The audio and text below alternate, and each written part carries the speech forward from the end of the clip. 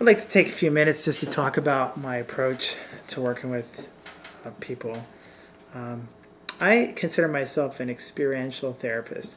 Basically, that means I look at people's experiences, and particularly in the moment, um, and I look at how they feel. Oftentimes, I do a lot of work around the role of emotions. In addition, I also like to take a social justice perspective as well.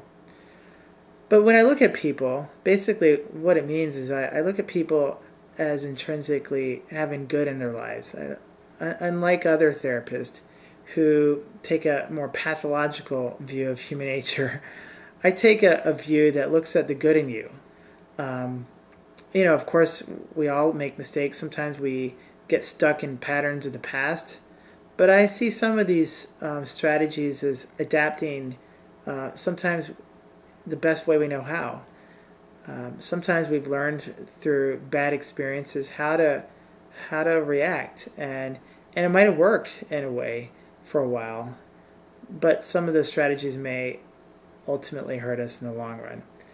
So rather than shaming you about the way you do things, I'd like to look at how do these things how did what you do or the behaviors or the kinds of relationships you enter, how did that serve a good purpose in your life at one point?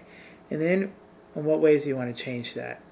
So, like I said, I'd like to see the good in people, and rather than just making people feel bad that they're not fit into society's definition of normal. um, with that being said, when people come to me, oftentimes they feel like, you know, maybe they failed, or maybe they're a failure because they have to see a therapist. I don't even like to call myself a therapist because I don't want people to think there's something wrong with them, and that's why they have to see me.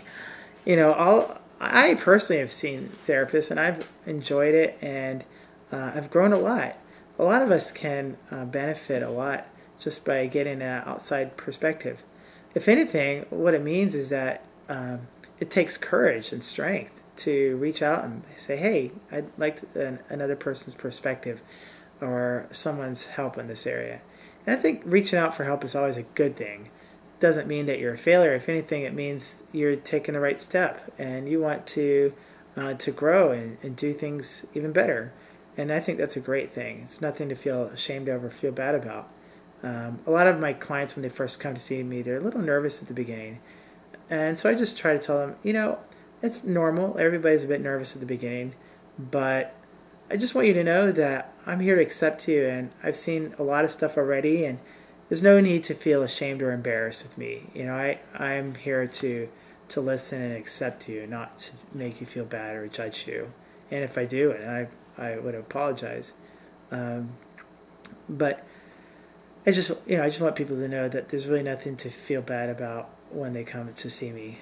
It takes a lot of courage sometimes to open up about a relationship with another person. It can feel intimidating or scary to let someone come into our own private lives, and I get that. And so I really respect your courage when you reach out for help, and I really respect that. And I also want to respect your privacy as well. So. If you're looking for help, don't wait until it's too late or when things are really bad.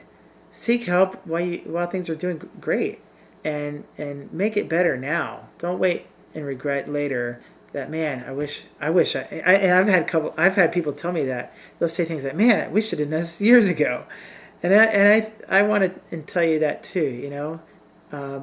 Don't I'd hate to have you come see me and say, man, we should have done this years ago.